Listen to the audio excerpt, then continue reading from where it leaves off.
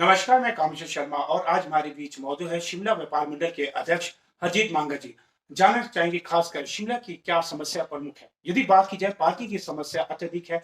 यदि बात की जाए आज प्रत्येक व्यक्ति के पास एक या दो वाहन है। आधुनिक युग में प्रत्येक व्यक्ति के साथ वाहन होने के कारण जहां देखा जाए जिस तरीके की डेंसिटी शिमला में है, ऐसे में खासकर पार्किंग की समस्या अत्यधिक है।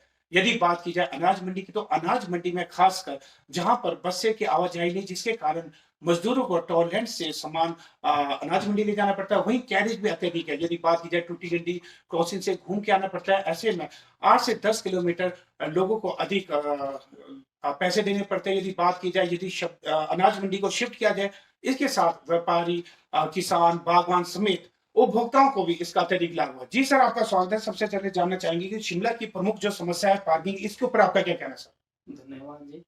शिमला में यातायात की बहुत बड़ी एक समस्या है, जिसकी वजह से सब लोग परेशान रहते हैं। वैसे तो ये सारी समस्या केवल शिमला की नहीं है, हर शहर की ये समस्या है। जी, जी। लेकिन शिमला में टूरिस्ट प्लेस है, इस वजह से यहाँ पे बाहरी लोग बहुत आते हैं शिमला घूमने के लिए। उस वजह से यहाँ पे ट्रैफिक का पुरजोर।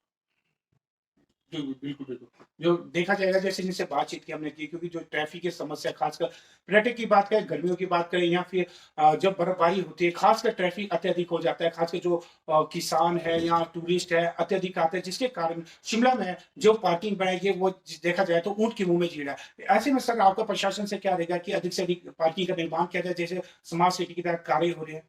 जी साहब, हमारा सरकार से अनुरोध रहेगा कि शिमला में छोटी-छोटी पार्किंग बनानी चाहिए, जिससे कि लोकल लोगों को भी फ़ायदा हो।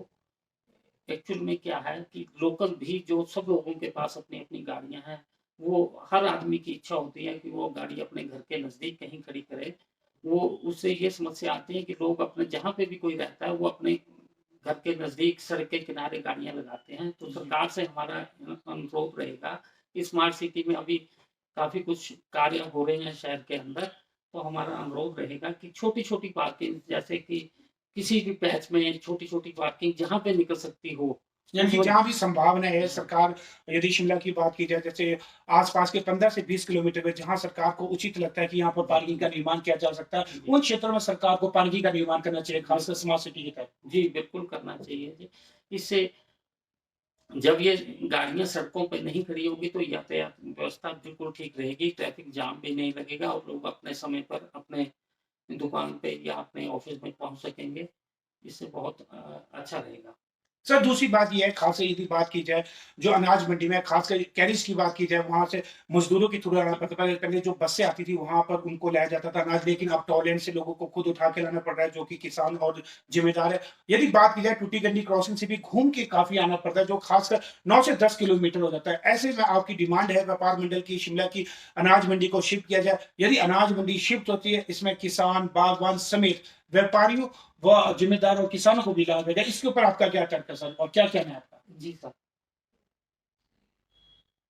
अनाज मंडी शिमला जो ये बनी थी, ये अंग्रेज़ों के समय से उस समय बनी थी। जी, उस जी। समय हमारे शिमला शहर की पॉपुलेशन बहुत कम थी। आज हमारी पॉपुलेशन उस समय से लेके मेरे ख्याल 10 गुना ज़्यादा हो गई है। जी, जी। इस वजह से यहाँ पे रश रहता है।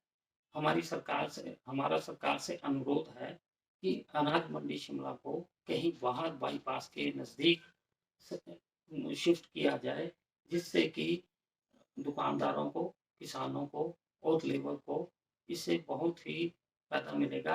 आज क्या हो रहा है, शिमला में जो कोई भी बस जो ओल्ड बस स्टैंड में नहीं आती है, वो बसें बाईपास से नीचे टूटीकंडी बस स्टैंड चली जाती हैं। जी, जी, बिल्कुल। जो भी किसान अपनी फसल को लेकर बाहर से आता है, या तो वो टॉलैंड में उतारता है जी। या फिर वो टूटीकंडी बस स्टैंड में उतारता है। टॉलैंड में वहाँ पे कोई लेबर का इंतज़ाम नहीं है। वो परेशान होते हैं, फिर उसको शिफ्ट करते हैं, किसी गाड़ी को या टाटा मोबाइल में लेके आते हैं या नीचे टूटीकंडी से बालूगंज एमएलए क्वार्टर होकर शिमला पहुँचते हैं, जो कि 5-6 किलोमीटर है। यदि बात की जाए कि इस सड़क मार्ग की जो आप बता रहे हैं टूटी-गटी क्रॉसिंग होते हैं, खासकर देखा जाता है यहाँ पर ट्रैफिक की समस्या खासकर 6 माह ऐसे होते हैं जिसमें ट्रैफिक की समस्या जी, अत्यधिक रहती है। ऐसे में कहीं ना तो कहीं उनकी सब्जियां लेट आती है, उनको दाम कम मिलते हैं। जी, बिल्कुल ऐसा होता है जी। अ, वहाँ पे आने में 1 तो 2 घंटे लग जाते हैं जी जी और उनके अपना जो आर्थिक भी बोझ भी उनके ऊपर पड़ता है। जी अगर ये मंडी हमारी बाहर चली जाती है, उससे लोगों को भी सुविधा होगी और इससे खर्चा भी कम होगा। और इसमें एक और बात है कि जब वो टूटी-कंडी से लेके पुराना बस स्टैंड पहुँचता है, वहाँ से दोबारा उसको लेबर करनी पड़ती है और फिर वो गंज मंडी के ऊपर लेके जाता है और अपने सामान को बेचता है। जी जी।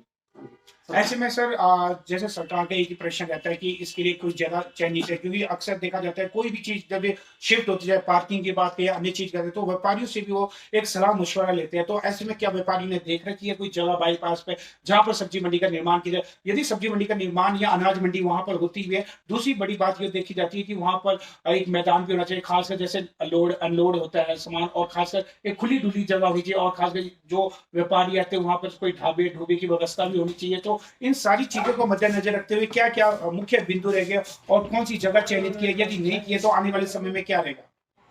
इसमें पहले ये आज से 3-4 साल पहले 3-4 साल पहले भी ये बात चली थी। हमें मलियाना के नज़दीक एक जगह दिखाई भी गई थी एनजीपीसी के पास। जी वो उसके बाद वो फ़ाइल बंद हो गई है या उस पे कोई काम नहीं हुआ है।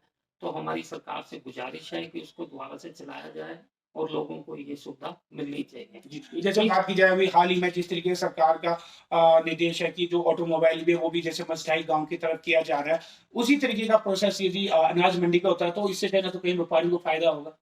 बिल्कुल जी।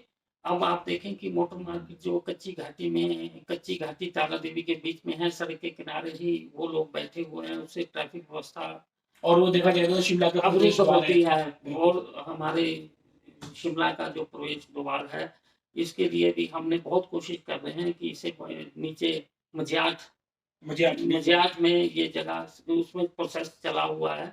तो अगर वो बन जाता है तो बहुत अच्छा है। एक तो लोगों को सुविधा मिलेगी, एक ही जगह जाएँगे और वो अपना कोई भी गाड़ी का काम कराना वो एक जगह ही हो जाएगा और इससे ट्रैफ़िक व्यवस्था भी बहुत अच्छे से चलेगी।